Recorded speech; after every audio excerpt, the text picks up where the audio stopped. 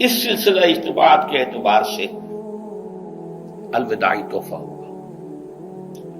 اب میں آغاز کر رہا ہوں۔ پہلی بات،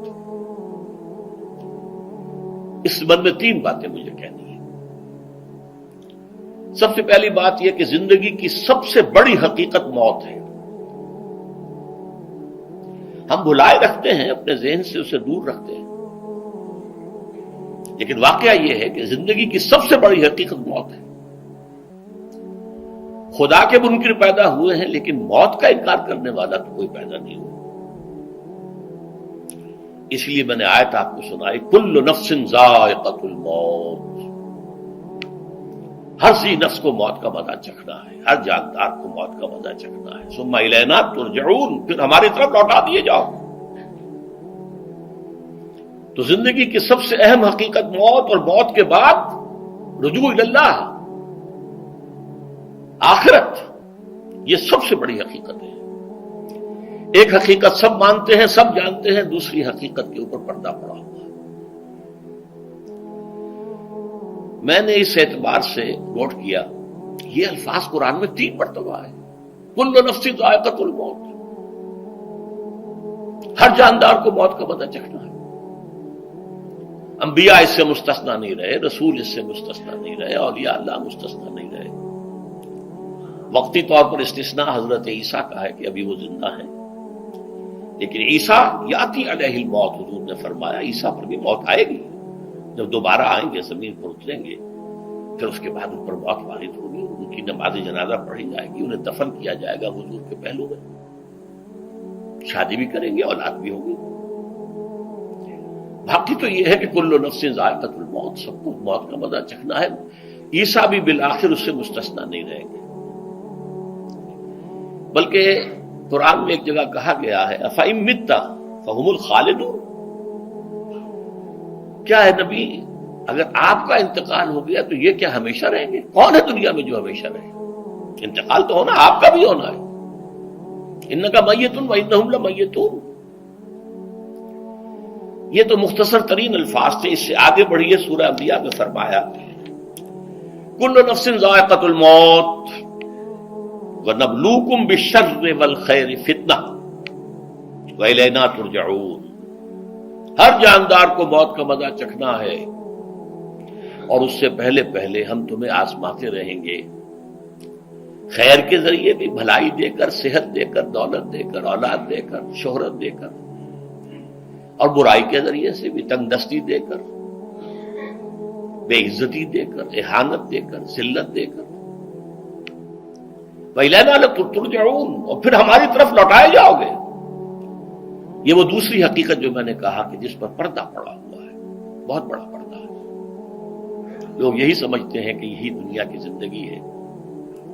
قرآن کہتا ہے إِنَّ الدَّارَ الْآخِرَةَ لَهِيَ الْحَيَوَانُ لَوْ كَانُوا يَعْلَمُونَ، یہ تو آخرت والی زندگی ہے جو اصل زندگی ہے، کاش کہ انہیں معلوم ہوتا۔ اس سے بھی زیادہ تفصیل سے یہ آل عمران میں آئی آیت، كُلُّ نَفْسٍ ذَائِقَةُ الْمَوْتِ وَإِنَّمَا تُوَفَّوْنَ أُجُورَكُمْ يَوْمَ الْقِيَامَةِ، ہر جاندار کو موت کا مزہ چکھنا ہے، اور پھر تمہیں پورا پورا تمہارا اجر اور بدلہ دے دیا جائے گا قیامت کے دن۔ فَمَنْ زُحْزِحَ عَنِ النَّارِ وَأُدْخِلَ الْجَنَّةَ فَقَدْ فَازَ، جو کوئی آگ سے بچا لیا گیا اور جنت میں داخل کر دیا گیا وہ تو کامیاب ہو گیا۔ اللہم ربنا اجعلنا منہم، اللہم ربنا اجعلنا منہم، اللہم ربنا اجعلنا منہم۔ وَمَا الْحَيَاةُ الدُّنْيَا إِلَّا مَتَاعُ الْغُرُورِ، اور دنیا کی زندگی تو سوائے دھوکے کے سامان کے اور کچھ نہیں ہے۔ دھوکہ کس معنی میں؟ یہ تمہیں اصل زندگی سے غافل کر دیتی ہے۔ تم کہیں سفر پر جا رہے تھے، تمہارا کہیں گھر تھا، تمہیں واپس آنا تھا، تم راستے ہی میں کسی دلچسپی میں ایسے مگن ہوئے کہ گھر بار سب بھول گئے۔ یہ تو تمہارا عارضی سا سفر تھا، تم نے اسی کو اپنی منزل بنا لیا، اپنا ٹھکانہ بنا لیا، تو دھوکہ دیا اس نے تمہیں۔ ویسے دنیا کی زندگی دھوکہ نہیں ہے، بڑی حقیقت ہے، اس لیے کہ حضور نے فرمایا انما الدنیا مزرعۃ الآخرہ، یہ دنیا آخرت کی کھیتی ہے، یہاں بو گے تو وہاں کاٹو گے، یہاں کچھ کمائی کرو گے تو وہاں اس کا بدلہ ملے گا۔ اس اعتبار سے دنیا بہت بڑی حقیقت ہے، ایک ایک لمحہ بہت بڑی قیمتی شے ہے، لیکن اگر یہ دنیا تمہیں آخرت سے غافل کر دے تو اس سے بڑا دھوکے باز ہو کوئی نہیں۔ یہ اصل دجال ہے۔ میں نے تقریباً 60 برس کی عمر کو جب میں پہنچا تھا تو موت کا انتظار شروع کر دیا تھا۔ میرے قریبی احباب کو معلوم ہے، میں کہتا رہا، یہ بھی کہتا رہا کہ بھائی میں اپنے حصے کا کام کر چکا ہوں، جتنی صلاحیت اللہ نے دی تھی، جتنی بھی میرے اندر استعداد تھی، میں اس کو بھرپور طریقے پر استعمال کر چکا ہوں۔ دم واپسی برسرے راہ ہے عزیز و اب اللہ ہی اللہ ہے، یہ میرا معاملہ رہا ہے 60 برس کی عمر سے۔ اس کے بعد اللہ نے مزید 14 برس دیے ہیں، یہ نافلۃ لک کے درجے میں کہتا ہوں، اس کا اللہ کا عطیہ خصوصی ہے، نفل ہے، ہمیشہ کہتا رہا۔ مسنون زندگی تو 61 برس ہے ہمارے حساب سے۔ علامہ اقبال کے بارے میں سنا ہے کہ رویا کرتے تھے کہیں میری عمر حضور کی عمر سے زیادہ نہ ہو جائے، وہ 6 مہینے کم ہی رہی ہے حضور کی عمر سے۔ جو حضور کی عمر تھی وہی حضرت ابو بکر کی، وہی حضرت عمر کی، وہی حضرت علی کی۔ ہاں، حضرت عثمان 82 برس کے ہوئے ماشاءاللہ۔ پھر یہاں کے مجددین میں سے وہی عمر حضرت شیخ احمد سرہندی کی، وہی شاہ ولی اللہ دہلوی کی۔ ہاں، شیخ عبدالحق محدث دہلوی رحمۃ اللہ علیہ 82 برس کی عمر۔ لیکن یہ میں کہا کرتا تھا مسنون عمر تو 61 برس ہے، جسے ہم 63 کہتے ہیں، وہ اصل میں ہمارے حساب سے 61 بنتا ہے۔ وہ 63 قمری ہے، جو 9 دن کم ہے، قمری سال جو ہے وہ شمسی سال سے۔ بہرحال میں اس وقت سے منتظر تھا، لیکن جو بھی وقت اللہ نے دیا ہے، اللہ کا شکر ہے، وہ مفید کاموں میں لگا ہے۔ ان میں خاص طور پر میں سمجھتا ہوں کہ اللہ کا مجھ پر سب سے بڑا احسان، اور مجھے پر نہیں، بہت بڑے پیمانے پر لوگوں پر جو احسان ہوا ہے، وہ میرا 1998 کا دورہ ترجمہ قرآن ہے جو کراچی میں ہوا تھا۔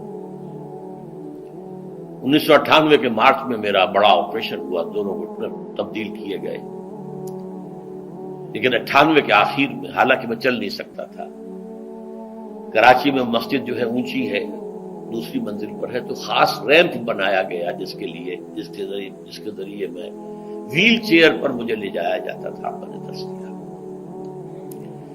اس درس کی گزشتہ چند سالوں سے پوری دنیا میں جو گونج ہوئی ہے اللہ کے فضل و کرم سے، اللہ کا کوئی حکمت خداوندی اس کے ساتھ وابستہ ہے۔ اس میں میرے کسی کام کو دخل نہیں ہے، میری کسی کوشش کو دخل نہیں ہے۔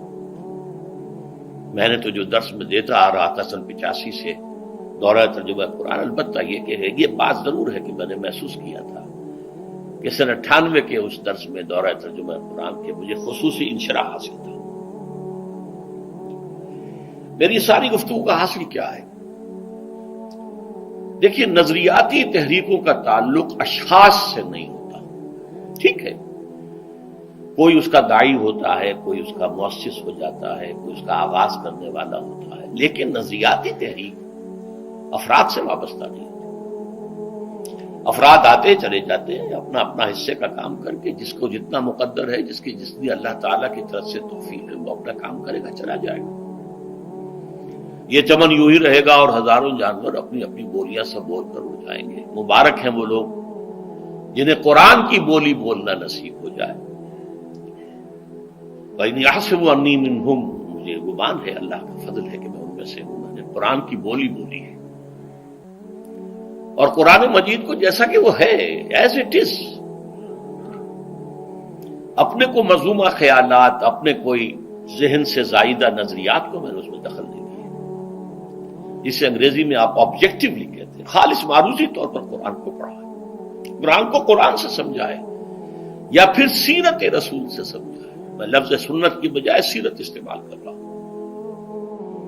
قرآن مجسم حضور تھے صلی اللہ علیہ وسلم، اور حضور کی سیرت اور حیات جو ہے وہ قرآن مجید کی اصل تفسیر ہے۔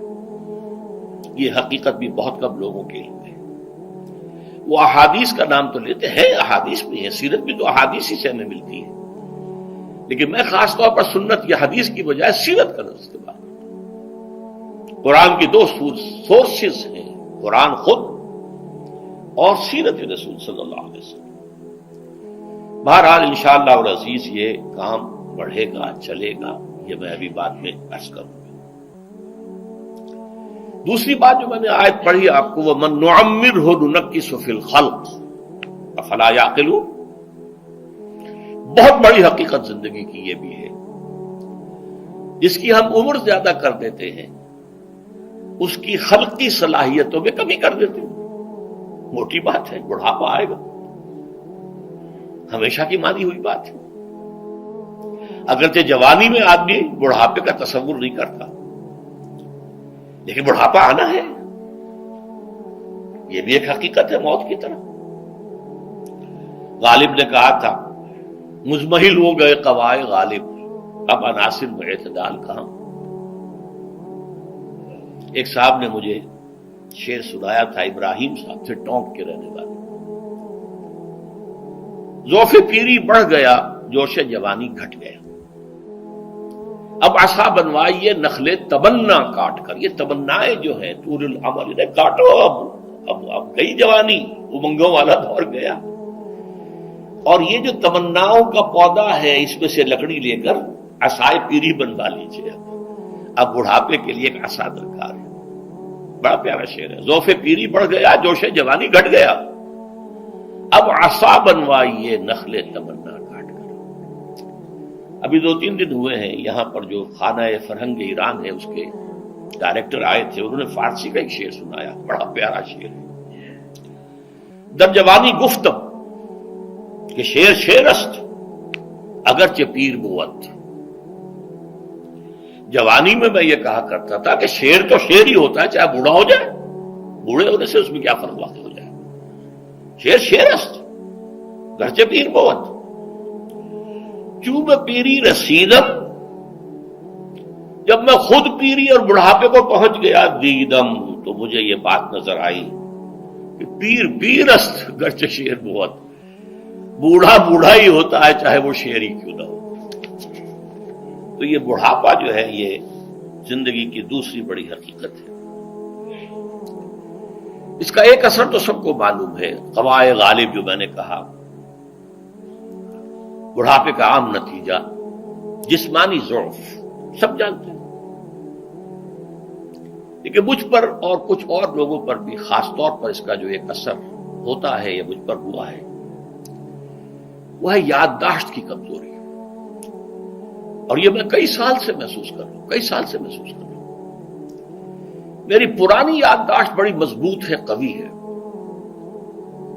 اس میں کہیں کوئی کمی نہیں ہے، لیکن ریسنٹ پاس کی چیزیں جو ہے، پچھلے 5-6 سال کے واقعات مجھے یاد نہیں رہتے، اشخاص سے ملا ہوں اور دیکھ کے پہچان لیتا ہوں، کئی بار ملاقات ہوئی ہے، نام یاد نہیں آتا۔ تاریخیں اور اشخاص کے نام کے اعتبار سے تو خاص طور پر کئی سال سے میری جو میموری ہے وہ امپیئرڈ ہے، اور میں محسوس کرتا رہا ہوں کچھ عرصے سے کہ عین تقریر کے دوران محسوس ہوتا بلیک آؤٹ ہو گیا، اور مجھے سلسلہ کلام جوڑنے کے لیے سوچنا پڑا۔ بعض اوقات 1000 کروڑ مرتبہ بولے ہوئے الفاظ غائب، اب چاہے کتنا ہی زور لگا لوں وہ لفظ یاد نہیں آئے گا، ہاں تھوڑی دیر کے بعد خود بخود یاد آ جائے گا۔ میرے اس آپریشن سے کچھ عرصے پہلے تک جو میری تقریریں یہاں ہوئی ان میں بہت سے لوگوں نے نوٹ کیا، میری تقاریر میں اب وہ روانی نہیں رہی تھی، وہ جو کراس ریفرنسز آیا کرتے تھے، جس کی بنا پر ایک مولانا عبدالکریم پاریخ صاحب تھے ناگپور کے، انڈیا کے، مولانا علی میاں کے وہ خلفاء میں سے، انہوں نے تفسیر بھی لکھی ہے قرآن کی، وہ ایک مرتبہ لاہور آئے تھے تو مجھ سے بھی ملاقات ہوئی، میرا درس بھی سنا، پھر یہاں وہ ایک دینی ادارے میں گئے، وہاں میرے خلاف باتیں ہو رہی تھی، تو انہوں نے کہا بھائی اس شخص کی کیا بات کرتے ہو، اس کے سامنے تو معلوم ہوتا ہے کہ قرآن کھلا ہوا ہے، جہاں سے چاہے لے لے، پھول کھلے ہیں گلشن گلشن، لیکن اپنا اپنا دامن، تم کیا بات کر رہے ہو اس کے بارے میں؟ تو عبدالکریم پاریخ صاحب کی وہ جو تاثر تھا وہ صحیح تھا، کراس ریفرنسز کا آنا، القرآن یفسر بعضہ بعضا، اس میں بہت کمی آ گئی۔ بہرحال